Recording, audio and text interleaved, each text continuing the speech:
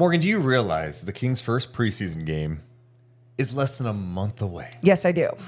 It's getting close. We're almost here. And now DeMar DeRozan, the newest member of the Kings, which is still hard for me to kind of believe at this point. Yeah, well, it's because we've seen him in a jersey. Yeah. Yes, we've seen those shots, but we haven't seen him play on the floor yet. So I get it. But now he's making the rounds this week because his new book came out. So he was on ESPN today. He was on Paul George's podcast the other day.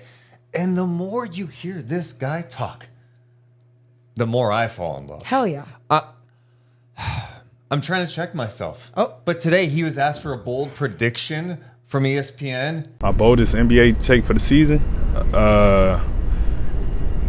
Kings Western Conference Finals. What did that do for your soul? Because then I can tell you where my mind goes. Yeah, I just like the confidence one. But I also you look at where the Kings are at.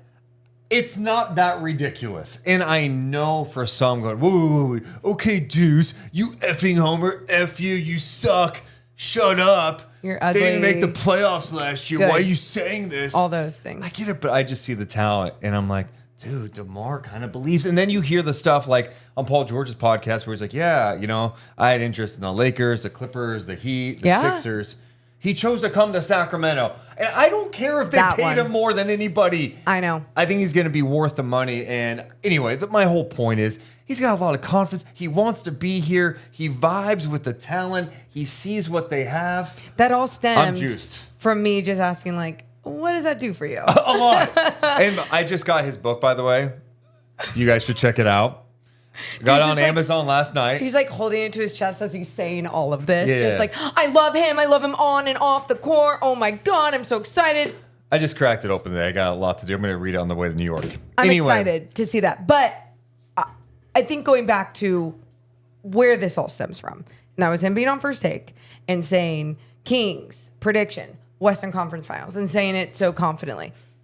Here we go. Rational Morgan comes into play. First thing that comes to mind. I don't get excited like you. I go, aren't all players supposed to say that?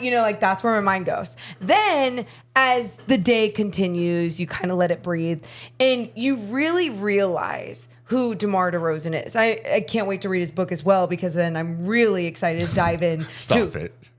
What? You're not reading it. Why? You're listening to it. Oh, I'll do audio. That doesn't... I think I'm dyslexic.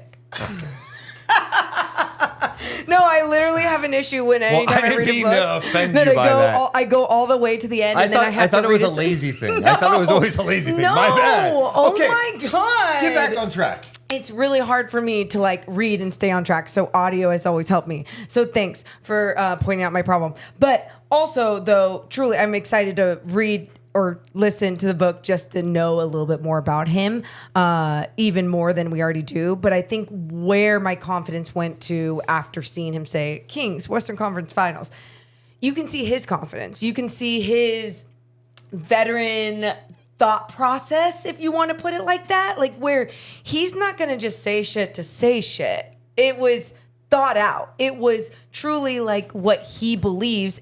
And I just don't think it's that crazy to say. Now, am I there? No. But at the same time, I can completely understand when you look at the Western Conference, when you just take a step back and you go, okay, well, this team's going to take a step back. Denver Nuggets, let's just say. The Clippers. The Golden State Warriors. Yeah. The list goes on. And you think about the teams who got better. You go, maybe even go Dallas. Some people are mixed on that, And Memphis. Yes.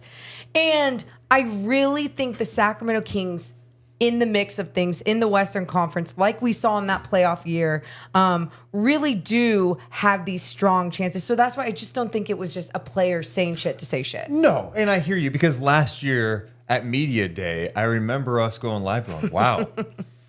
There's Mike Brown's talking about championship expectations. Yeah. It just seemed ridiculous, right? It was let's win a series first.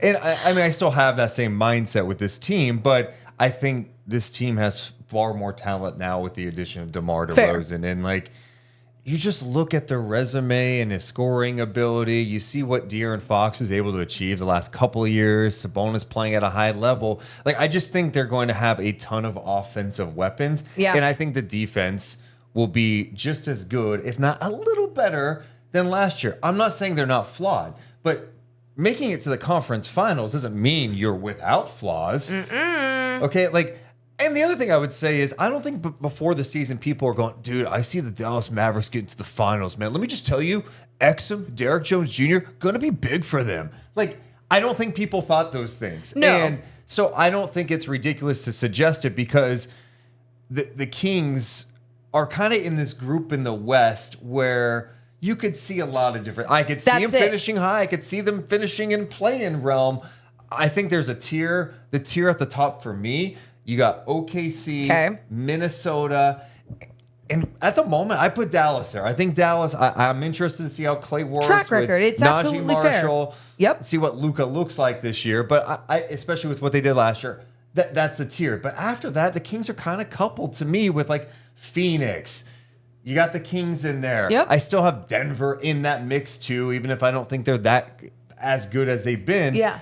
I think the Kings are going to be fun. So DeMar DeRozan said one thing and we broke it all down for him. So yeah, he's definitely like, I understand it. I think the funnest part about it is just like, it's the new guy with this much confidence, but he's not just a new guy. He's DeMar DeRozan. Thank you. So that's the thing with this, right? And I know there are people, other fans from different markets who watch us too. And like, God, they really are just like all over DeMar DeRozan. It's summertime, baby. It's true. And part of it is, yes, in Sacramento, you're not really used to a player who is still at that level deciding to sign with you. Typically, if the Kings get some name player, it's like on the back end of their career. Vince Carter. Oh, Vincenzi, we like him. It's like, yeah, he's 47 years old. It was a marketing. It was perfect for that. Hey, he's a vet. Good for the Loved meeting him. Loved having him here. Zach Randolph. It's like, Zebo. Yeah, he's awesome. It's like, yeah, he's not really that same Zach Randolph. Yeah, it wasn't the same guy. Where with DeMar, you're like, I haven't seen the drop off yet, right? He's 35, doesn't miss games, takes care of his body, his mind. He still gets buckets. And maybe him being in this role allows him not to drop off like he might have with another roster, with another team where he's expected to do so much more. He's surrounded by talent that can truly not only lift the entire team, but I think lift up him, his skill set as well. I also think just having a guy with his type of life experience matters. Yeah. The guy's been through some shit in life. Yeah. He's overcome a lot. We're talking about how he was raised, being so open about his mental health issues, his different stops in the NBA, being surrounded by a lot of good players, great coaches too. I think he's got a lot of wisdom. And for a Kings team that still has like a lot of guys in their like mid to late 20s, like it's good to have someone like that in your locker room, especially when you lost someone like Harrison Barnes who provides some nice leadership too, to have DeMar there. Anyway, I know I'm getting off on a tangent here. I just, as we get closer to the first preseason game, October 9th, I'm just excited to see what this all looks like. I think on paper, talent-wise, offensively, it could be pretty damn special. And I think the Kings are going to be one of the more entertaining teams in the league. Yeah. They could win 50-plus games this year. Bring it on. I know. Simmer down just a little bit because, I mean, it's again, I think being in September and you know what? As you get closer, it always looks better. Everything even looks when it, we joke about the Vince Carter Zebo year. Even that you're like, dude, De'Aaron with Zach Randolph. You wonder, like, could they surprise? Like, you think logically though, logically, this is different than that. Yes, like it is. Like you look at the numbers, you look at the play. Like, trust your eyes in this. It's definitely different. But at the same time, you do have to take a step back as well. It's again today just exciting seeing a King, DeMar DeRozan, go on a book tour, go on a media tour, and people are asking him about being with the Kings. That is what's so cool to me. Yeah, it's wild. One other note to get to, we're all kind of paying attention to the training camp rosters. The Kings still have a roster spot open, and Sean Cunningham, who covers the Kings locally for Fox 40, he had a report that said the vet Jae Crowder working out with the Sacramento Kings. He's a free agent after spending the last couple of years with the Bucks. 34 years old. I think when I hear Jae Crowder, immediately I'm like, dude, let's go sign him up, give him a 1-year deal. Great vet presence. It's not the same Jae Crowder to me. Nope. Over the last few years, like he's been injury plagued. I feel like after what happened in Phoenix with him, we remember they make it to the NBA Finals. Then he held out. He wanted more of a role, and then he wasn't playing for a while. But that was the issue. But since then, yep.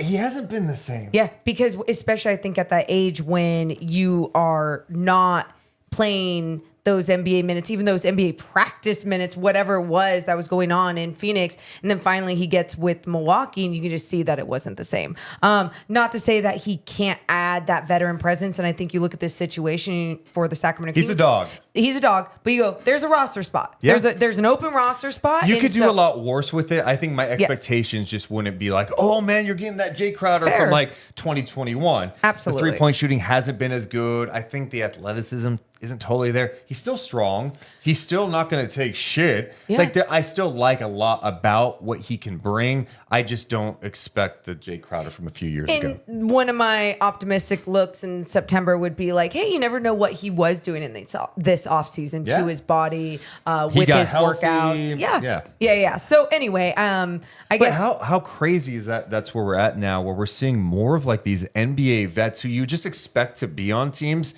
They're not like signing; they're like doing workouts. And you're seeing some just go overseas and play. You saw Lonnie Walker, who worked out apparently in Sacramento, ended up taking that Exhibit 10 deal with the Boston Celtics. So no guarantee he's even going to be on the Boston Celtics. It's just interesting to see how that works out.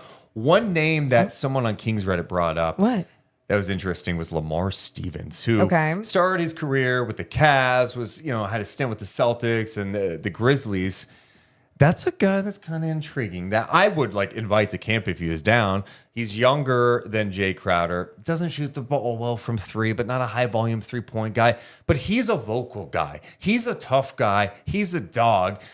I remember Donovan Mitchell referencing the past, like, oh, there was a game, like I came to the bench and he called me out for my defense. and I went out and I went and got stops. That's like, cool. He's one of those guys you just like having in a locker room. Good size, tough. Again, I don't know, just an intriguing name that's one of Kings. Bringing to training camp, there's no harm done there. You get to see guys play. You get to see how they interact. I know sometimes it's a small sample size for some of those guys that are fringe players trying to make a roster, but at the same time, you are putting them in a good situation. So yeah, I mean, I'm excited for all these different storylines, angles. End of September, can't come faster. Dude, I'm excited. We're going to be live again September 30th.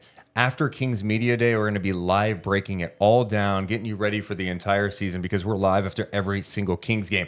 Also, what do you think about DeMar DeRozan's comments about Kings Conference Finals? What are your expectations? Is DeMar crazy for saying that? And what do you think about the Jae Crowder element, the Kings working him out? What route would you like to see the Kings go?